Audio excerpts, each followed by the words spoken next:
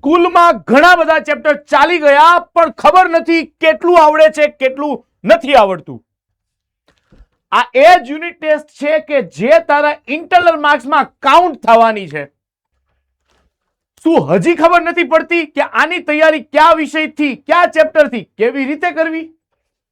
તો કોમેન્ટ કર, હા sir, unit test unit test unit test. તો ભાઈ હું મોહિતભાઈ, તારો મોટો ભાઈ, maths mentor PW Gujarati 9th-10th માં તારા માટે યુનિટ ટેસ્ટ થી તૈયારી કઈ રીતે કરવી A to Z માહિતી લઈને આવી ચૂક્યો છું. અત્યાર સુધી કંઈ નથી કર્યું તો પણ તારે મૂંઝાવાની જરૂર નથી. જો મેં કીધેલી આ 2 મિનિટની વાત યાદ રાખી લીધી તો યુનિટ ટેસ્ટમાં તારે કોમેન્ટ કરી કહેવાનું છે કે તારે એવરેજમાં આવવું છે, ગુડમાં આવવું છે કે એક્સેલન્ટમાં આવવાનું. તો આ 3 સેક્શનમાંથી મિનિમમ, એવરેજ, ગુડ કે એક્સેલન્ટ તું શેમાં આવીશ એ કોમેન્ટ કરી તું મને કહેજે.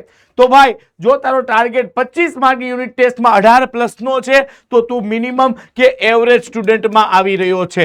જો તું આ ગુડ સ્ટુડન્ટમાં આવવા માંગતો હોય તો 20 થી 22 નો સ્કોર, અને જો એક્સેલન્ટ બનવા માંગતો હો અને આજનો ટાર્ગેટ મારો આ એક્સેલન્ટ તરફનો જ છે, તું ભલે આમાં કે આમાં અત્યાર સુધી રહ્યો હોય પણ હું તને મારા દોસ્ત એક પ્રોમિસ કરું છું કે તને અહીંયાથી અહીંયા અને અહીંયાથી અહીંયા પહોંચાડી દઈશ. ફક્ત મેં કહેલી આ વાત યુનિટ ટેસ્ટ માટે તે જો તૈયાર કરી લીધી, સૌથી પહેલા આ 3 વસ્તુ ફોલો કરી લે. સર SRM શું છે? તો મારા ભાઈ આ R એટલે રાઉન્ડ રિવિઝન. સર આ શું રાઉન્ડ રિવિઝન?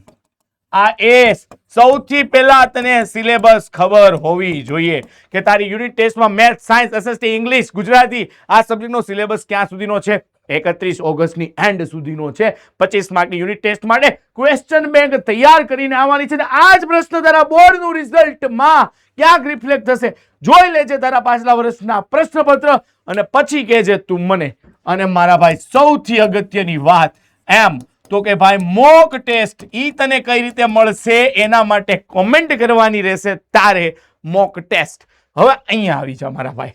તો ભાઈ આ બધી જ વસ્તુનું સોલ્યુશન 15 ઓગસ્ટના નિમિત્તે ઉડાન બેચ તને ફક્ત મળવા જઈ રહી છે.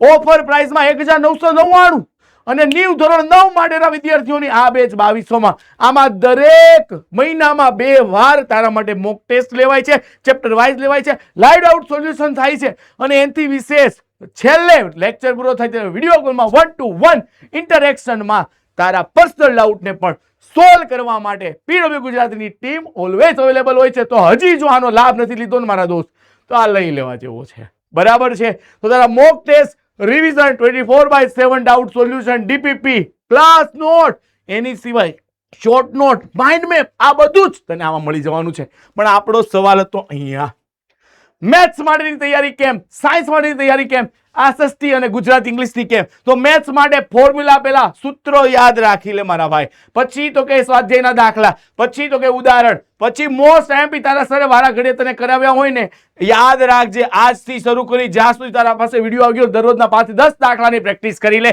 કેટલા ચેપ્ટરના સૌથી વધારે વેટેજ છે એ પ્રમાણે મારા ભાઈ તારે કરવાના છે. અને વન શોટના લેક્ચર ઓલરેડી યુટ્યુબ પર મુકાઈ ગયા છે. નો જોયા હોય ને તો આપણી પ્લેલિસ્ટમાં જઈને જોઈ લેજે.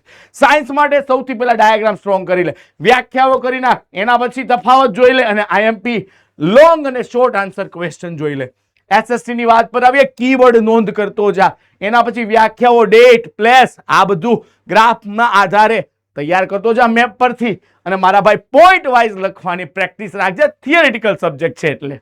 એના પછી ગુજરાતી અને ઇંગ્લિશ, ખાસ કરીને ગ્રામર અને રાઇટિંગ પ્રેક્ટિસ મારા ભાઈ રાખવી પડશે. ગ્રામરમાં પૂરા માર્ક્સ તો નો આવે પણ જો થોડી કાવ્ય પંક્તિઓ, બરાબર છે, ઘણા વિચાર વિસ્તાર, થોડી કહેવતોનો એનો ઉપયોગ કરી લેવામાં હોય તો સારા સ્કોર સુધી પહોંચી શકાય છે. તો મારા ભાઈ આ હતી તારા યુનિટ ટેસ્ટ માટેની તૈયારી.